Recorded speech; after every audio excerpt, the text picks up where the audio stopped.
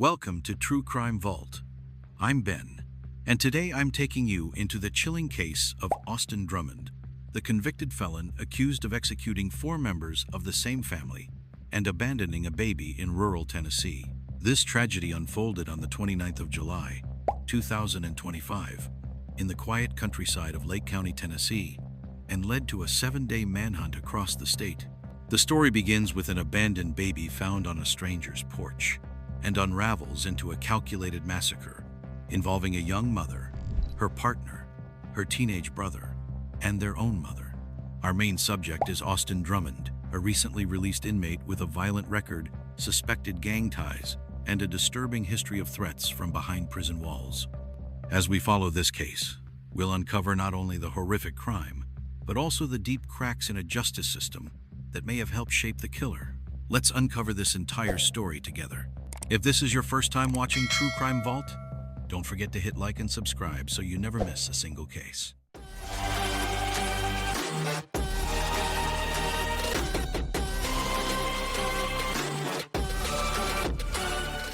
It began with a knock that never came. In the early hours of a Tuesday morning in rural Tennessee, a homeowner walked onto their porch to retrieve the newspaper, only to find an infant, still strapped in a car seat, abandoned and shivering in the morning dew. No note, no car, no sign of anyone else.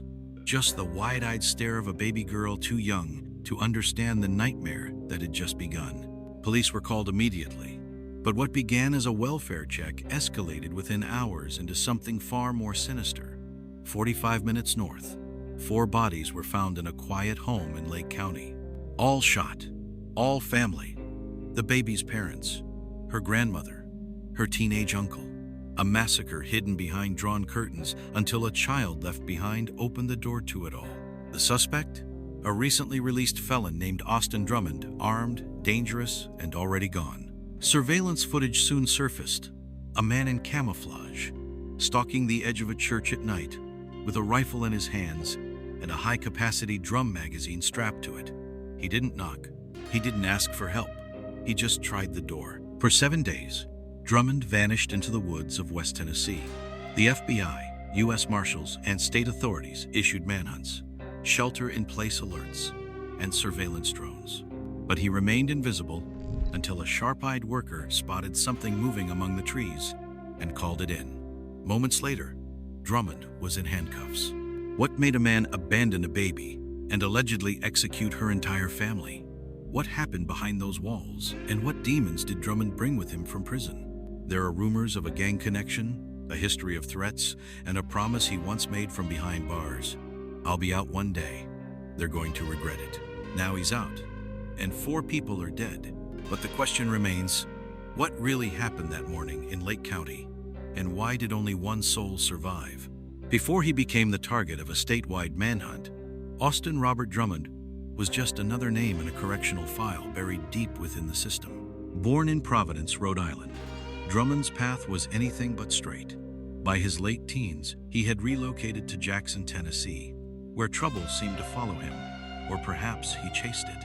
At just 16, Drummond was arrested for an armed robbery at a convenience store.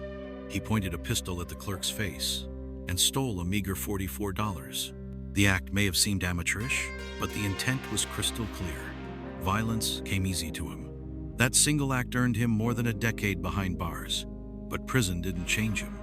It shaped him. During his 10-year sentence, Drummond accumulated 25 disciplinary infractions. Infractions included drug possession, defying orders, and most chillingly, being caught with a deadly weapon. He was known for issuing threats, including one caught on a monitored phone call. "They'll regret this. I'll be out one day." He was not bluffing. Inside the prison system, Drummond reportedly affiliated himself with the Vice Lords, a powerful Chicago-based gang. It was unusual. He was white, a rare trait in the predominantly black gang, but insiders speculate he sought protection. Once inside, survival often comes at the cost of loyalty. Whether he truly embraced the gang's ideology or simply wore its label for safety, no one knows. But what's clear is that prison didn't reform him. It hardened him. When he was finally released in September 2024, Drummond emerged into a world that hadn't waited for him. He was unemployed, untethered, and carrying the weight of unfinished grudges. Not long after, he was again facing charges, this time for attempted murder during incarceration. But somehow, he was granted bond, $30,000. That's all it took for a man with a violent past to walk free. Then came Adriana Williams. Adriana, just 20, was reportedly Drummond's girlfriend. She lived in Lake County with her extended family, her mother Courtney, her brother Braden, her partner Matthew Wilson, and her infant daughter. What began as a relationship soon turned toxic. Neighbors noted yelling, erratic behavior, and unannounced visits from Drummond. Some say he never truly left the prison mindset. And maybe that's the key. Maybe Drummond didn't see Adriana's home as a place of peace, but as a battlefield. A place where respect had to be enforced, control asserted. Maybe, to him, they weren't people. They were obstacles, witnesses, reminders of his failure to adapt. No one knows what triggered him that morning. But for someone like Drummond, shaped by rage, rejection, and survival perhaps, the question isn't why it happened. Perhaps the real question is, why didn't it happen sooner? The house on Cherry Valley Road was eerily still when officers arrived. No barking dogs, no sounds of life. Just the wind shifting through the overgrown grass outside and the faint creak of the screen door swaying on its hinges. The 911 call that morning had been about an abandoned baby, but it would soon unravel a horror no one was prepared to see. Inside, the scene was catastrophic. 4 bodies, 4 victims, each with fatal gunshot wounds. Their lives extinguished in what investigators would later describe as a methodical execution. Matthew Wilson, 21, was found near the front of the home, just feet from the doorway. 1 gunshot to the chest, another to the head.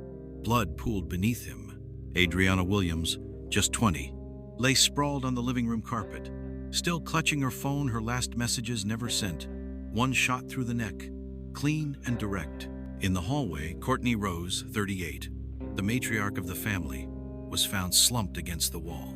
Multiple rounds had struck her torso. She had tried to run. Her hand, bloodied, rested on the doorknob to a closet, perhaps trying to hide. She didn't make it. Braden Williams, just 15 years old, was discovered last. He was in his bedroom beneath a collapsed bookshelf. 1 bullet to the heart. His Xbox controller still beside him.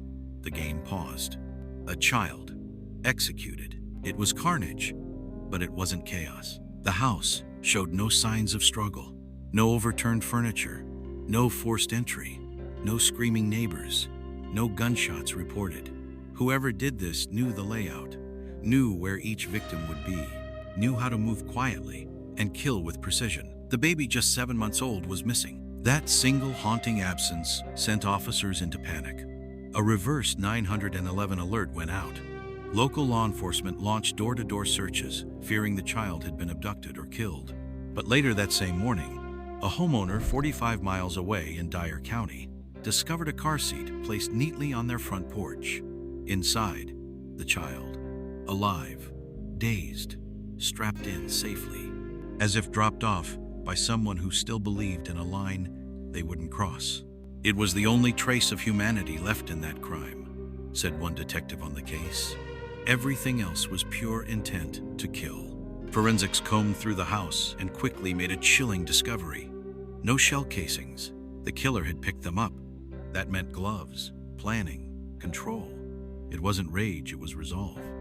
Investigators believe the murders occurred in the early morning hours, likely before sunrise. Neighbors reported nothing unusual. No sounds, no headlights, only silence. That kind of silence can only come from someone the victims knew. Austin Drummond had ties to the house. He had visited many times before, slept there, argued there, loved there, and now allegedly he had killed there. But what was the motive? Authorities haven't disclosed specifics, but rumors swirl that Adriana tried to end the relationship, that Braden confronted him, that Matthew told him to leave, that Courtney refused to let him see the baby. All unconfirmed, but something inside Drummond snapped, and it wasn't sudden. 2 days before the murders, Drummond had been spotted in camouflage, armed with a rifle and high-capacity drum magazine. Surveillance footage from a church camera, showed him trying doors, moving like a man rehearsing violence. This wasn't a spontaneous explosion, the lead investigator later said. This was premeditated, tactical. Someone who had made peace with what they were going to do. He didn't steal anything. He didn't ransack the house. He didn't even rush. Based on body positions and timestamps from nearby surveillance footage, investigators believe he spent nearly 20 minutes inside that house. 20 minutes. 4 people shot, 1 child taken, then gone into the trees, and for 7 days he vanished, leaving behind not just death, but fear for the family, for the town, for anyone who ever opened their door to the wrong man. The moment officers realized Austin Drummond was missing, the tone of the investigation shifted. This was no longer just a crime scene, it was a ticking clock. A man with a violent past, armed and potentially desperate, had vanished after allegedly murdering 4 people and abandoning a child. The urgency was palpable. Investigators moved fast. Within 48 hours of discovering the bodies, Drummond was named the prime suspect. A statewide BOLO, beyond the lookout, alert was issued.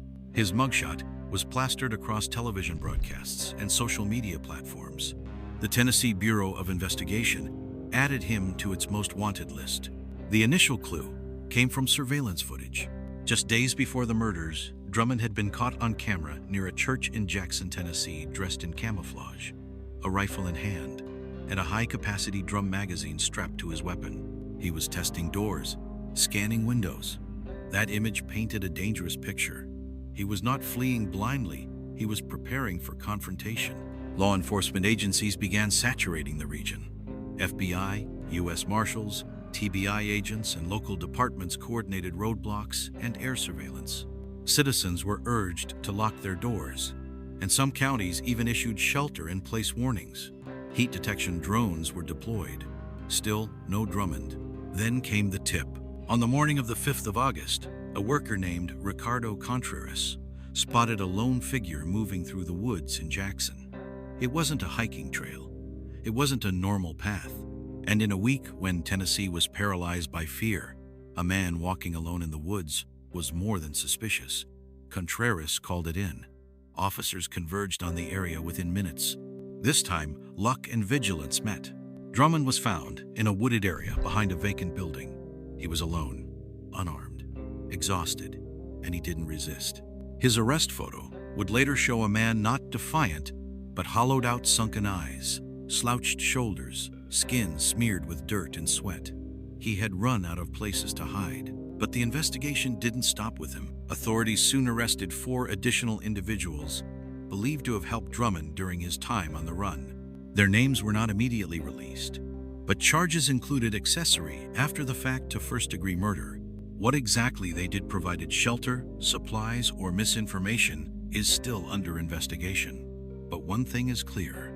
Drummond did not survive those 7 days alone. Back in Lake County and Dyer County, forensic teams reconstructed the crime scene with chilling precision.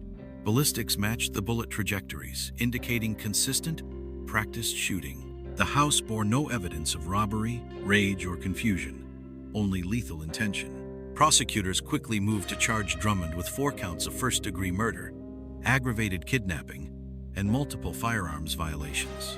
Given his prior convictions and the methodical nature of the crime, the district attorney's office is reportedly considering the death penalty. Bail has been denied, and yet the motive remains elusive. Drummond has not made a statement. He has not confessed. And without a trial date set, the public is left with a chilling narrative, but no official explanation. This was not a man acting out of sudden anger, said one senior officer. This was a man executing a plan. What we don't know is why. To understand Austin Drummond is to confront a larger question. Are some people born dangerous, or are they forged by a system designed to break them? Drummond's profile is disturbing not just because of what he did, but because of how he did it. His criminal record began young. His first major crime, an armed robbery at 16, was impulsive, reckless, but ultimately survivable. He took $44. The consequences: over a decade in prison. What happened during that decade may hold the answers. Inside, Drummond wasn't just a prisoner, he was a problem.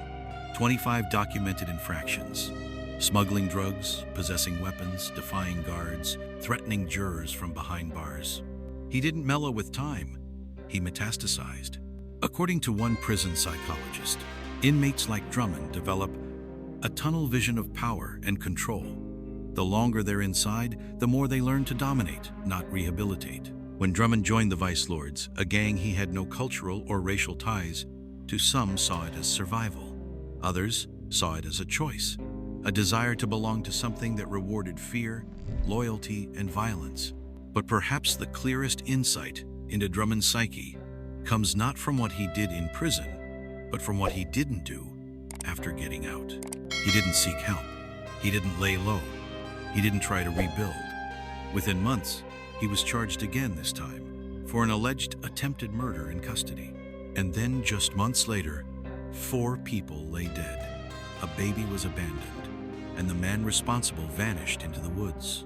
The crime itself was cold, calculated, no signs of struggle, no emotional outbursts.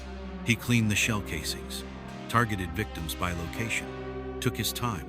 It wasn't a crime of passion, it was a mission. And yet, he spared the baby. Why? Some argue this shows a glimmer of humanity, that Drummond, even in his darkest moment, recognized the innocence of a child. Others argue it was strategic, knowing a baby couldn't identify him, couldn't testify, wouldn't be seen as a threat. A chilling calculation, not compassion. But what he didn't do afterward speaks volumes. He didn't kill himself. He didn't try to flee the country. He didn't seek revenge. He simply ran, hid, survived, like a predator who had fed and then retreated into the woods to digest. In forensic psychology, there's a profile known as the functional sociopath. These individuals plan meticulously, lack remorse, and often mask their pathology behind moments of discipline or even charm. Drummond may fit that mold, but there's another possibility. That Drummond is not just a sociopath, but a product of accumulated failure. A system that punished but never rehabilitated. A community that feared him but never intervened. A mind bent inward by trauma, rage, and rejection, until the only language he understood was violence. No psychiatric evaluation has been released yet, but if and when it is, it may force the court and the public to wrestle with a deeper truth. Was Austin Drummond a monster or a mirror? As of now, Austin Drummond sits in solitary confinement, awaiting trial. No trial date has been set. Prosecutors continue to build their case, while defense attorneys sift through evidence, likely weighing whether to pursue an insanity defense or negotiate a plea to avoid the death penalty. The charges are severe. The evidence is compelling, but the process will not be swift. If the district attorney seeks capital punishment, as many believe they will, this case could stretch for years. Expert witnesses, psychological evaluations, jury selection, motions, delays, appeals, and through it all, one constant question will linger. What allowed this to happen in the first place? Already, Tennessee lawmakers are calling for a review of the state's bail system, citing Drummond's release on bond despite his violent record. News outlets have published scathing editorials. Victim advocacy groups demand reforms in parole policies and mental health oversight for ex-convicts. But policy doesn't bring people back. It doesn't answer the questions left behind in the blood-soaked silence of that house in Lake County. The baby girl, now an orphan, remains in protective care. Her future uncertain, her past violently erased. She will grow up knowing her first memory was a front porch, a car seat, and a world forever altered before she could speak. The 4 people who tried to help Drummond while he was on the run are also awaiting trial. They face serious charges, but public opinion remains divided. Were they misled, scared, or complicit? As for Drummond himself, he remains silent. No confession, no statement, just the cold echo of what he left behind. And maybe that's what makes this story so disturbing. Not just the brutality, but the absence of clarity, the quiet, the unanswered why. Because justice isn't always a gavel slamming down or a sentence read aloud.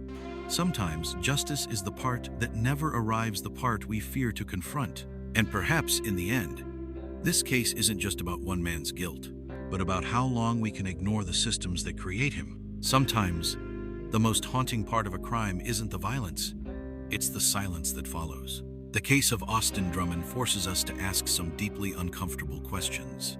How did a man with a decade-long prison record, 25 disciplinary violations, and a pending attempted murder charge walk free with a $30,000 bond? Why was no one watching him?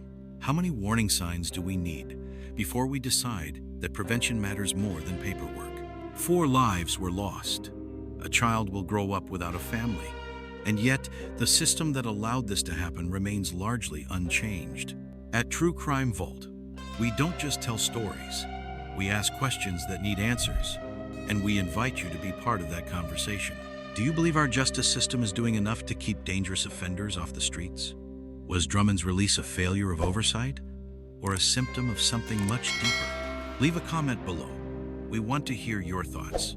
And if you believe these stories deserve to be told with truth, empathy, and unflinching honesty, please consider subscribing.